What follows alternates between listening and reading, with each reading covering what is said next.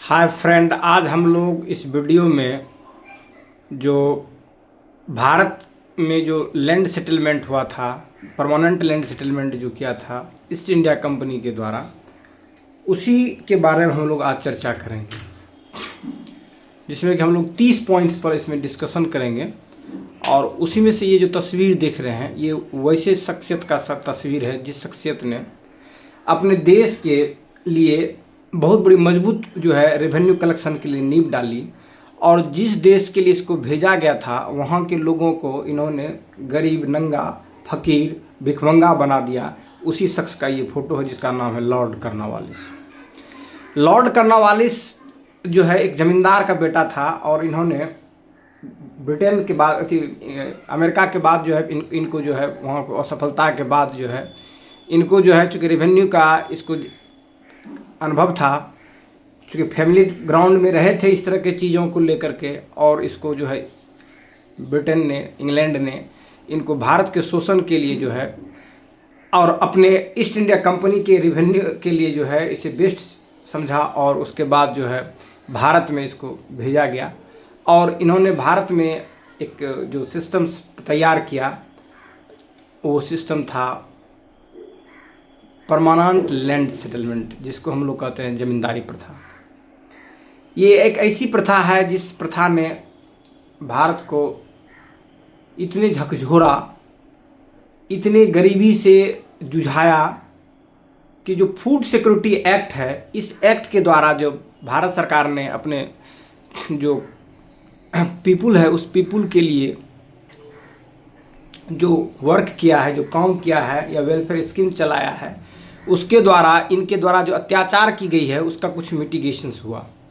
वैसे बीच में land reform भी किया गया, और लैंड रिफॉर्म के बाद सुधार कुछ हुई, परंतु जो गरीब थे, जो लैंडलेस लेबरर थे, जिनके लिए दो जून की रोटी के लिए जो है जीवन के लिए जिद्दोजहद करना पड़ता था, और उसका जो एक्सप्लॉयटेशंस होता था, उस एक्सप्लॉयटेशन से बचने के लिए जब फूड सिक्योरिटी एक्ट के द्वारा लोगों को जब अनाज देने लगी सरकारें, तो इसके जुल्म का कुछ मिटिगेशंस लोगों को मिला, और लोग कम से कम भोजन भरपेट खा लेते हैं इस देश में। ये सबसे बड़ी बात है। अब हम लोग आगे देखते हैं। पहला जो फैक्ट्स जो है, फर्स्ट जो फैक्ट है उस पर हम लोग बातें करते हैं।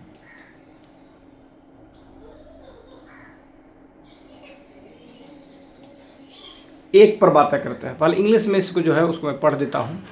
कहता the permanent settlement was introduced in 1793 by Lord Cornwallis. जो आपने पिक्चर्स देखा वो लॉर्ड कर्नवालिस का ही पिक्चर था, और लॉर्ड कर्नवालिस ने ही जो परमानेंट सेटलमेंट, जिसको कहते हैं हम लोग अस्थाई बंदोबस्त या इसको ज़मींदारी प्रथा के जो फाउंडर थे वो लॉर्ड कर्नवालिस थे भारत में।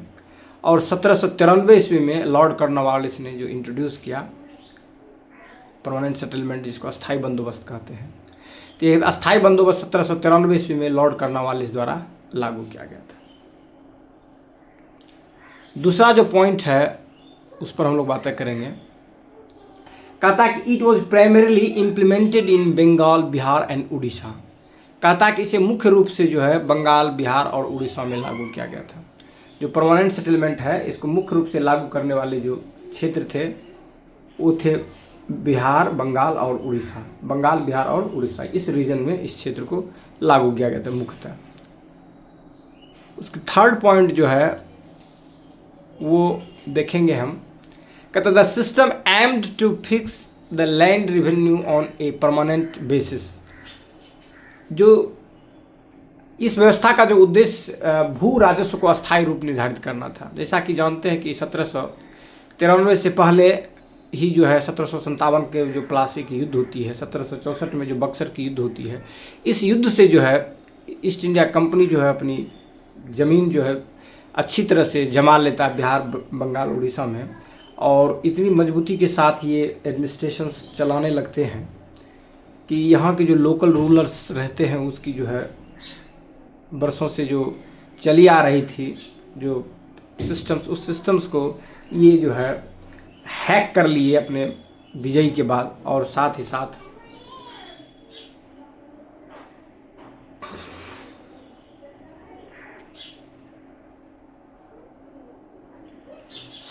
अपने हिसाब से जो है एडमिनिस्ट्रेशन चलाना प्रारंभ कर दिए। लेकिन एडमिनिस्ट्रेशन चलाने के लिए जो है जो रेवेन्यू की ज़रूरत पड़ती है, पैसे की ज़रूरत पड़ती है, और इसके पहले जो पॉलिसी अपनाई गई थी उस पॉलिसी के द्वारा जो है जो एक्सप्लॉयटेशंस का जो दौर हुआ, जो फेल्योर हो गया, जो सक्सेस नहीं हो पाया, जिसमें कि आप जो रेन ऑफ वारन हेस्टिंग्स देखेंगे, वारन हेस्टिंग्स का जो रेन देखेंगे, उस रेंज में भी जो है जो बोझ पड़ा किसानों का, जिसके कारण उनको परेशानी हुई, और उससे जो रेवेन्यू का जो फिक्स्ड कलेक्शंस था वो था नहीं, वो डिफरेंसिट वर्सिटीज़ था, अलग अलग प्रकार का था। जैसे कि सरकार ने जो है जीएसटी का कंसेप्ट लाया भी, और इस कंसेप्ट के द्वारा जो है एक कर प्रणाली बनाने की जो है कोशिश की गई। उसी प्रकार जो है जो इस रीजन्स में जो था एक समरूप रेवेन्यू टैक्सेशन के लिए उन्होंने एक फिक्स्ड रेवेन्यू का जो है एक कंसेप्ट दिया, जिसमें कि जो है उन्होंने कहा कि भाई हम जो है जो हमारे जो विजिट जो क्षेत्र है, जो एरिया है, इस एरिया के लिए हमें जो है एक फिक्स्ड रेवेन्यू चाहिए, और इससे जो है हम ब्रिटिश जो ईस्ट इंडिया कंपनी है वो कंपनी अच्छी तरह से इस देश में रूल कर सके, और साथ साथ जो है ज़्यादा प्रॉफिट भी ले सके। इसके उद्देश्य से जो है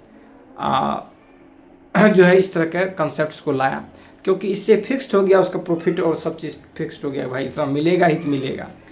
लेकिन इसकी एक पॉजिटिव जो चीज़ था, ये फिक्स रहने के कारण जो है ये प्रोडक्शन अगर खेती में बढ़ जाता तो उसको ज़्यादा टैक्स देना पड़ता। ब्रिटिश को ऐसा नहीं था, क्योंकि एक फिक्स्ड रेवेन्यू मालगुजारी बना दिया गया, तो भाई इतना रुपया आप दीजिए, उसके बाद आप इस ज़मीन की जो है मालिक हो गए। इसके पहले जो ट्रेडिशनल राइट्स था किसानों का अपने ज़मीन पर, वो राइट्स को जो है इन्होंने डिस्टर्ब कर दिया। तो यही कहता है the systems aim to fix the land revenue on permanent basis. ये जो था अस्थायी रूप से जो है ज़मींदारों को एक नए वर्ग बढ़ते ज़मींदार वर्ग, तो ज़मींदार बनाए वर्ग, ज़मींदार वर्ग को इन्होंने फॉर्मेशंस किया, बनाया, और उनको जो है एक फिक्स्ड जो है एक रेवेन्यू देने के लिए कहा गया कि भाई इतना रुपया आप दीजिए तो मैं आपको ये इस एरिया का ज़मींदार बनाता हूँ, और इसमें जो आप अपना इन्वेस्टमेंट कीजिए, और इतना तारीख को आप जो है टैक्स का डेट रहेगा, उतना तारीख को शाम में सूर्य डूबने से पहले जो आप टैक्स जो है जमा कर दीजिए, और शेष जो है आप ज़्यादा प्रोडक्शन कीजिए, ज़्यादा से ज़्यादा चीज़ें उत्पादन कीजिए। ये सब चीज़ें था, मतलब आपके क्रॉप के प्रोडक्शन बढ़ने से टैक्स का जो है दायरा बढ़ेगा नहीं, लेकिन फिक्स्ड हो गया। तो ये चीज़ें जो है इन्होंने इस सिस्टम में किया कि एक परमानेंट, एक the system aim to fix the land revenue on a permanent basis. तो इस व्यवस्था का उद्देश्य था भू राजस्व को अस्थायी रूप से निर्धारित करना था। ये फिक्स कर दिया भाई इतना रुपया आपको टैक्स देना पड़ेगा। अब नेक्स्ट जो टॉपिक, नेक्स्ट जो पॉइंट है, पॉइंट नंबर 4, उसमें हम लोग देखते हैं क्या कहता है। कहता है zamindar were recognised as a new owner of the land. जो अब जो है जमींदार जो है जो ज़मीन का जो है एक नए मालिक के रूप में उभरते हैं। इससे पहले जो है या तो ज़मीन जो होती थी स्टेट्स की होती थी, या नहीं तो किसान का होता था। तो ये चीज़ें था, किसान का एक जो है ट्रेडिशनल राइट्स था लैंड पर, और उस राजा जो है रेवेन्यू उससे कलेक्शंस करके लेता था। उसकी जो प्रोडक्शन होता था, प्रोडक्शन के हिसाब से अलग अलग राजाओं ने, चाहे मुग़लों की बात करें या मुग़लों से पहले जो थे शासक वर्ग जो रहे भारत में, उनकी बात करें, तो जो प्रोडक्शन होता था उस प्रोडक्शन के हिसाब से जो है लैंड का टैक्सेशन करते थे, फिक्सेशन करते थे, और उसके बाद उस प्रोडक्शन के हिसाब से लैंड रेवेन्यू का कलेक्शन करते थे। परंतु ये जो सिस्टम्स लाई गई परमानेंट सेटलमेंट बिहार, बंगाल, उड़ीसा में, इसका जो था सबसे बड़ा जो पॉजिटिव चीज़ था ब्रिटिश के लिए, उसके लिए एक फिक्स्ड रेवेन्यू ब्रिटिश को मिल गया। और हम भारतीयों के लिए सबसे बड़ा दुर्भाग्य था ये कि इस फिक्स्ड रेवेन्यू के चलते जो लार्ज स्केल्स में जो भारत के फार्मर्स थे वो लैंडलेस फार्मर से वो लैंडलेस लेबर बन जाते हैं। उसकी जितनी शोषण होना चाहिए उससे कहीं ज़्यादा शोषण ये करते हैं। एक नया वर्ग अंग्रेज़ों ने पैदा किया भारतीयों के बीच में, जो कि खुद जो है अपने लिए लॉयल एक वर्ग तैयार किया, अपने लिए एक वफादार वर्ग तैयार किया। और ये जो इसके वफादार वर्ग थे, इस वफादार वर्ग से ज़्यादा यहाँ के जो सामाजिक के लोग रहने वाले जो किसान वर्ग थे उनको ज़्यादा दिक्कत हुआ, अंग्रेज़ों से भी ज़्यादा। तो अंग्रेज़ों ने जो जुल्म किए वो अपने माध्यम से जितना जुल्म किए उससे कहीं ज़्यादा जुल्म अपने जो है ज़मींदारों के द्वारा जो इससे जो न्यू पॉलिसी जो इंट्रोड्यूस किए, एक नया वर्ग जो अपने लॉयल जो तैयार किए उनके माध्यम से किया। तो zamindar were recognise as the owner of the land, जमींदारों को भूमि का मालिक के रूप में मान्यता दी गई। नेक्स्ट जो पॉइंट है वो 5th पॉइंट है, कहता जमींदार had to pay a fixed revenue to the East India Company. कहता कि जमींदारों को ईस्ट इंडिया कंपनी को एक निश्चित राजस्व देना पड़ता था, क्योंकि ये जो है एक फिक्स्ड कर दिया था कि भाई आपको मैं इतना 1000 बीघा या इतना 1000 एकड़ जो ज़मीन मैंने आपको दिया और इस ज़मीन का जो है रेंट इतना होगा और इस रेंट के लिए जो है आप दीजिए और आपकी ज़मीन हुई। अगर रेंट आप नहीं दे पाएंगे तो आपके जो तिथि जो रेंट ड्यू की लास्ट जो डेट है उस डेट के सनसेट तक आपका इंतज़ार किया जाएगा, नहीं दीजिएगा तो फिर इस लैंड को फिर नीलामी कर दी जाएगी। तो ये जो था एक फिक्स्ड कर दिया गया था कि भाई आपको फिक्स्ड कर दिया। ये ऐसा नहीं कि प्रोडक्शन अगर खूब फसल हो गया तो उससे पर ज़्यादा बढ़ा कर लेगा अंग्रेज ईस्ट इंडिया कंपनी, ऐसा नहीं था। लेकिन ये जो जमींदार वर्ग बनते हैं ये वर्ग जो है अपनी नई नई जो है नीतियाँ इसमें यूज करते हैं और जिसके कारण यहाँ के जो किसान से जो फार्मर है उनकी बहुत ही खराब दुर्दशा होने वाली है। कहता if zamindar fail to pay the revenue their land could be auctioned. कहता कि अगर जमींदार राजस्व देने में असफल रहे तो उनकी जो भूमि होती थी वो नीलाम हो सकती थी, नीलाम की जा सकती थी। तो वही जो बताया था आपको सनसेट थ्योरी जो था कि शाम के जो है जिस दिन ड्यू था उस दिन के शाम में अगर आकर के जमा कर दिया था तो ठीक है, नहीं तो उसकी ज़मीन को जो है ऑक्शंस कर दी जाती थी, नीलाम कर दी जाती थी।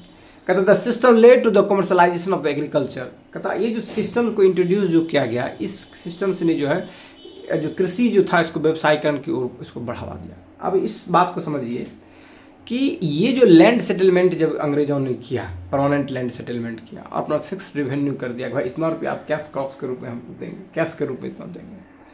तो इतना रुपया ज़मींदार जो देंगे उनको कैश के रूप में देना है। तो ऐसे परिस्थिति में ज़मींदार जो है क्या करेंगे कि ऐसे फसल को बोने की कोशिश करेंगे जिस फसल से ज़्यादा पैसा हो। तो उस समय जो खेती थी जैसे इंडिगो की खेती, कॉटन की खेती, ये सब खेती जो थी एक कैश क्रॉप्स के रूप में वाली खेती थी। तो जो कैश क्रॉप्स वाले जो फसल होते थे उस फसल पर फोकस दिया जाने लगा, जिससे जो कृषि था उसका व्यवसायीकरण हो गया। जो इसके पहले जो कृषि हुआ करती थी भारतीय जनता के जो पेट होता था उसको भरने के लिए हुआ करती थी, उसको अनाज खाने के लिए हुआ करती थी। उसके सरप्लस जब प्रोडक्शन होते थे तब वो उसको जो है वो कहीं सप्लाई एक्सपोर्ट्स करते थे। लेकिन अब जो बातें हो रही है कि भाई पेट काट करके जो है आप नील की खेती कीजिए, और नील की खेती कोई अनाज तो है नहीं है, ये ऐसा चीज़ है जो नील आप कपड़े में लगाते हैं या वो पिगमेंट के रूप में रंगने के लिए यूज करते हैं। अब ये नील जो है पूरी दुनिया में बिकेगा लेकिन इससे पेट तो भरेगा नहीं भारतीय लोगों का। तो कहने का मतलब जो फूड जो था, फूड की जो स्कार्सिटी जो है उसके लिए ये नींव डालती है परमानेंट सेटलमेंट। क्यों? क्योंकि ज़मींदार को अब तो किसी भी रूप में उसको पैसा देना है वहाँ पर, तो किसानों पर बल देगा, लाठी डंडा लग जाएगा, नील का खेती करो, फलना चीज़ का खेती करो, तब ने कलेक्शंस होगा, पैसा तब जमा करके देंगे। और किसान जो नहीं उपजा पाते थे तो उनको जो है खेत भी करना मुश्किल हो गया था उनको। तो वो किसान क्या हो जाते हैं, धीरे धीरे जो है किसान से वो मजदूर बन जाते हैं, लैंडलेस लेबरर हो जाते हैं, भूमिहीन मजदूर बन जाते हैं। क्योंकि तो वैसे भी ज़मीन जो है वो किसे दे दिया गया, ज़मीन जो है ज़मींदारों को दे दी गई, लैंडलॉर्ड एक नई वर्ग बनाया गया। The permanent settlement secured a fixed income for the British government. कहता है कि अस्थायी बंदोबस्त ने ब्रिटिश सरकार के लिए एक निश्चित आय सुनिश्चित कर दिया, और इस निश्चित आय से जो है वो अपने सरकारी जो उसके आर्मी थे उस आर्मी के खर्च निकालते थे, एडमिनिस्ट्रेशन के लिए खर्च निकालते थे। उसके लिए हो गया कि भाई हमको इतना पैसा जितना ज़रूरत है उतना मिलेगा ही, तो इसलिए उनको जो है इस तरह से कोई दिक्कत है नहीं, तो अपना जो है अपना इंजॉय करने के लिए फुल इंजॉय वो करते थे। लेकिन जो भारतीय था उसके लिए तकदीर तो उसको खराब कर दी गई। अगला जो पॉइंट है कहता है it encourage zamindars to exploit peasants to meet the revenue demands. कहता है इसने जमींदारों को राजस्व मांगों को पूरा करने के लिए, किसानों का शोषण करने के लिए प्रोत्साहित किया। ऑफ कोर्स क्योंकि उसको जानता है जमींदार कि मेरी शाम के 5 बजे या 6 बजे जब सूर्यास्त होने वाली होगी उस तारीख को, जिस तारीख को हमें टैक्स रेंट जमा करना है, मलगुजारी देनी अपनी ज़मीन का, उस तारीख को अगर हम नहीं पूरा कर पाएंगे तो ज़मींदारी हमारी चली जाएगी। तो वो जो किसान जो है उसने अपनी एड़ी चोटी के जितने भी मेहनत था वो लगा करके करते थे, और किसान जो है उनकी रुचि किसानियत से ख़त्म होती जा रही थी, क्योंकि वो अब लैंडलेस हो गए थे, उसकी ज़मीन अब रही नहीं थी। और ज़मींदार जो है जो सरप्लस प्रोडक्शन के चक्कर में रहते नहीं थे, सरप्लस कलेक्शंस के चक्कर में रहते थे। सरप्लस प्रोडक्शन तभी होगा जब ज़मीन पर जो है एग्रीकल्चर व्यवस्था करता, इरिगेशन का व्यवस्था करता, उसके लिए फर्टिलाइज़र का व्यवस्था करता, तब जो आकर के जो है खेत में प्रोडक्शन बढ़ता, या उसके लिए जो फार्म मैनेजमेंट्स था उसके लिए कुछ काम करती, तब कुछ उसमें जो है प्रोडक्शन बढ़ने की बात होती। ज़मींदार जो है एक एब्सेंटी लैंड लॉर्ड के रूप में बन जाते हैं, उसमें मिडिल मैन को तैयार करते हैं। तो ऐसी परिस्थिति में जो है जो ज़मीन के से जुड़े हुए जो लोग हैं वो रहेंगे नहीं, तो निश्चित रूप से ज़मीन की जो प्रोडक्टिविटी है वो स्वतः डिक्लाइन करेगी, और उसमें भी जो है नीलहर खेती या क्रैश क्रॉप्स करने वाली खेती से ज़मीन वैसे भी भूमिहीन बंजर होने वाली है। साथ ही साथ जब फेमाइन के समय जो है जो अनाज चाहिए पूर्व से, वो अनाज अगर नहीं रहता है, जैसे ड्रॉट आ गया या जो है बहुत ज़्यादा फ्लड हो गया, तो ऐसी परिस्थिति में भी जो डूब गया फसल, तो उस केस किसान के पास अगर स्टॉक्स में अगर अनाज नहीं रहेंगे तो फिर अगले साल खाएंगे क्या, तो जो है भूखमरी का भी किसान को सामना करना पड़ता है। तो ये कहता है it increased zamindars to exploit peasants to meet revenue demands. इसने जमींदारों को राजस्व मांगों को पूरा करने के लिए किसानों को शोषण करने के लिए प्रोत्साहित किया। अब नेक्स्ट पॉइंट है the system created by class of rich landlords और जमींदार्स। कहता है इस व्यवस्था ने जो परमानेंट सेटलमेंट था, इस व्यवस्था ने अमीर जमींदारों का एक वर्ग तैयार किया, और ये केवल वर्ग ही नहीं था बल्कि एक शोषक वर्ग भी तैयार किया, और अपने लिए इन्होंने एक लॉयल वर्ग भी तैयार किया जो उनके लिए वफादार के रूप में काम करेंगे अंग्रेज के लिए। तो ये चीज़ें अंग्रेज के लिए फ़ायदेमंद रहा, लेकिन भारतीय जो सोशल स्ट्रक्चर्स था उस स्ट्रक्चर्स को ध्वस्त कर दिया गया। यहाँ के लोगों की जो रोजी रोटी थी उस रोजी रोटी को जो है छीन लिया गया। The agreement was known as sunset law. इस एग्रीमेंट को जो है सनसेट लॉ कहा जाता था। As revenue had to be paid by the sunset on the duty. कहता इस समझौते को सनसेट लॉ कहा जाता था क्योंकि राजस्व निश्चित तारीख के सूर्यास्त होने से पहले चुकाना होता था। अगर नहीं चुकाते तो वो जो ज़मीन जो था वो ज़मीन क्या हो जाता, अंग्रेज फिर से वो किसी और के लिए जो ऑक्शंस करता, फिर एक नए ज़मींदार इसके लिए आता। तो जो लिबरल ज़मींदार हुआ करते थे, इस व्यवस्था के कारण लिबरल ज़मींदार की ज़मींदारी चली जाती थी। जो हरामी टाइप के रहते थे, जो जालिम ज़मींदार रहते थे, वो जालिम ज़मींदारों की ज़मींदारी बची रहती थी क्योंकि वो किसानों के खून चूस चूस करके रेवेन्यू को कलेक्शन कर लेते थे। जो लिबरल थे, जब देखा कि फसल हुआ नहीं तो किसान को मार चीड़ के उसके घर से बहू बेटियों का जो है अनाज जो छीन करके अगर मान लीजिए रेंट अगर देते, तो ऐसी परिस्थिति में जो है वहाँ पर जो है लोगों की स्थितियाँ खराब होती, जा बदतर होती। तो ऐसे ज़मींदार जो लिबरल हुआ करते थे उनकी ज़मींदारी चली जाती थी। The permanent settlement led to rural independence. अस्थायी बंदोबस्त से ग्रामीण क्षेत्रों में ऋणग्रस्तता बढ़ी। जो स्थानीय जो अस्थायी बंदोबस्त था, इस बंदोबस्त से जो गांव के लोगों के बीच में जो था, जो ऋण का जो कर्ज लेने की जो है टेंडेंसी या कर्ज लेने के कारण लोगों में जो है प्रवृत्ति बढ़ गई, क्योंकि लोग मजबूर हो गए, क्योंकि उनके जो लाइवलीहुड था उस लाइवलीहुड पर ही सेंध मार दी गई ब्रिटिश के द्वारा जो परमानेंट सेटलमेंट किया गया। इसमें जो लार्ज स्केल में जो मॉसेस थे, उनकी जो कार्य के प्रति जो रुचि थी किसानियत के प्रति, वो खत्म होती जा रही थी। It was the first major land revenue system introduce by the British. ये जो था ब्रिटिश के द्वारा फर्स्ट लैंड रेवेन्यू सिस्टम जो था इंट्रोड्यूस किया गया था ब्रिटिश के द्वारा। नेक्स्ट पॉइंट जो है 14 नंबर पॉइंट कहता the policy was design to ensure the British had to stable income. इस नीति का उद्देश्य ब्रिटिश के लिए एक अस्थिर आय सुनिश्चित करना था। ये मैंने इस जो मॉडल को डिज़ाइन किया गया था परमानेंट सेटलमेंट को या स्थायी बंदोबस्त को या जमींदारी प्रथा को, कि इससे ब्रिटिश के लिए एक सुनिश्चित जो है अस्थिर आय जो है आती रहेगा, और इस आय से जो अपना वो प्लान जो है बनाते रहेंगे एडमिनिस्ट्रेशन चलाने के लिए।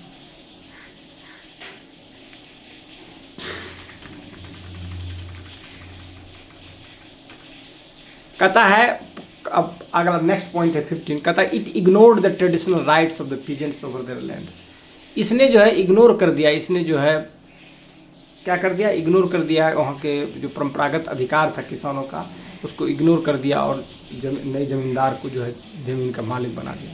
इसने किसानों को अपनी ज़मीन पर जो पारंपरिक अधिकार था उसको नज़रअंदाज करके जो है क्या करते हैं, एक नए वर्ग ज़मींदार वर्ग को क्रिएट कर देते हैं। कहता many zamindar lost their land due to the inability to pay taxes. कई ज़मींदार ऐसे हुए जो कर चुकाने के कारण अपनी ज़मीनों को गंवा बैठे। नेक्स्ट है it result in A decline of agriculture productivity. और इस परमानेंट सेटलमेंट जिस उद्देश्य से बनाया गया था अंग्रेज ईस्ट इंडिया कंपनी के द्वारा वो तो पूरा हो गया, लेकिन एक और उद्देश्य था इसका कि जो है प्रोडक्टिविटी जो है एग्रीकल्चर प्रोडक्टिविटी बढ़ेगी, बल्कि बढ़ने के बजाय घट गई। क्योंकि जो लॉर्ड कॉर्नवालिस की जो अदूरदर्शिता थी उस अदूरदर्शिता ने ईस्ट इंडिया कंपनी को तो फायदे पहुंचाया, लेकिन भारतीयों की जो जनमानस थे उसके साथ जो जुल्म किया उस जुल्म का परिणाम आज भी इस एरिया के जो है जो आम पीपुल है भुगत रहे हैं। ये बात कुछ और है कि लैंड रिफॉर्म होने के बाद भू आंदोलन चली, जिसके कारण बहुत सारे जो भूमिहीन लोग थे उनको कुछ ज़मीन मिली, जिससे कि जीवनोपार्जन में सुधार हुई।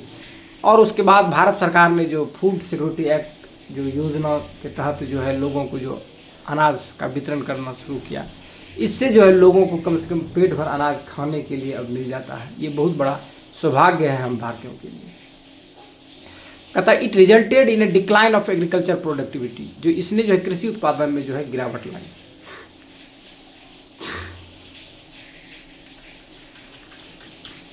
नेक्स्ट जो है this system did not adopt the fluctuation in agriculture income. यह व्यवस्था कृषि आय में उतार चढ़ाव के अनुकूल नहीं थी। मतलब अगर प्रोडक्शन बढ़ा तो ज़्यादा टैक्स लेंगे, प्रोडक्शन घटा तो कम लेंगे, ऐसा इसमें नहीं था। अगर फसल नहीं हुआ तो खून बेच करके जमा कीजिए, अगर फसल ज़्यादा हुआ तो बम कीजिए। अंग्रेज को उससे कोई मतलब नहीं था। अंग्रेज ने फिक्स कर दिया भाई इतना हमको पैसा चाहिए तो चाहिए, आप जहाँ से दीजिए देना पड़ेगा। फसल हुआ नहीं हुआ उससे कोई मतलब नहीं, कितना फसल लिए उससे भी उसको कोई मतलब नहीं। लेकिन ज़मींदारों ने इस पर अगर रुचि दी रहती, अभिरुचि जगाया होता, इसमें अपने जो है लग्जरियस लाइफ जीने के बजाय जो सरप्लस इनकम जब कभी हुआ करते थे उस इनकम को अगर किसानों के लिए ज़्यादा प्रोडक्शन के लिए अगर खेतों में इन्वेस्ट किया करते तो निश्चित रूप से जो है तकदीर बदल सकती थी भारत की। लेकिन उल्टी जो है भारत की तकदीर को बेतकदीर कर दिया, बर्बाद करने में कोई कसर नहीं छोड़ी।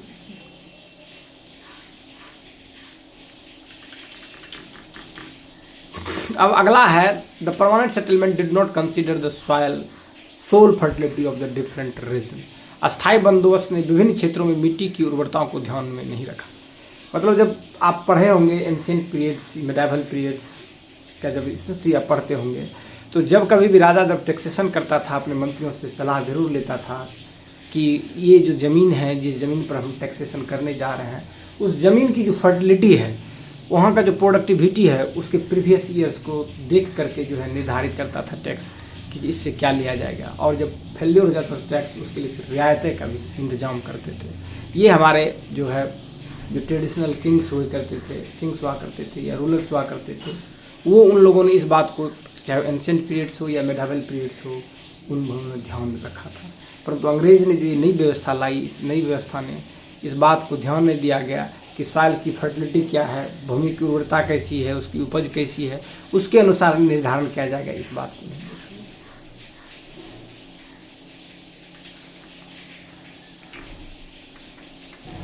अब हम लोग 20 नंबर पॉइंट्स को देखते हैं। कहते the policy ultimately benefited the British economic at the cost of Indian peasants. यह नीति अंततः भारतीय किसानों की कीमत पर ब्रिटिश अर्थव्यवस्था के लिए फायदेमंद साबित हुई। ईस्ट इंडिया कंपनी के लिए फायदेमंद तो हुई, परंतु भारतीय के लिए खासकर बिहार, बंगाल, उड़ीसा के लोगों के लिए बहुत ही दुर्दशा वाली व्यवस्था थी। यहाँ के मास स्केल पर लोग भूखे मारे गए और इस नीति के चलते कहा जाता है कि जो अंग्रेज़ों ने जो अपनी नींव डाली पूरी दुनिया में, उस नींव में जो ये परमानेंट सेटलमेंट का जो रेवेन्यू था उसको बहुत कम दिया।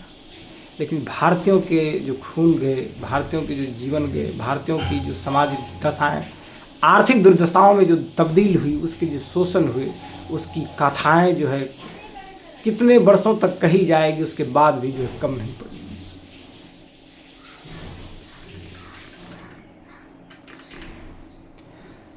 Question number 21 the system was later extended to the other parts of India. और जो सिस्टम लागू किया गया था भारत के कुछ अन्य हिस्से में भी इसको लागू किया गया था।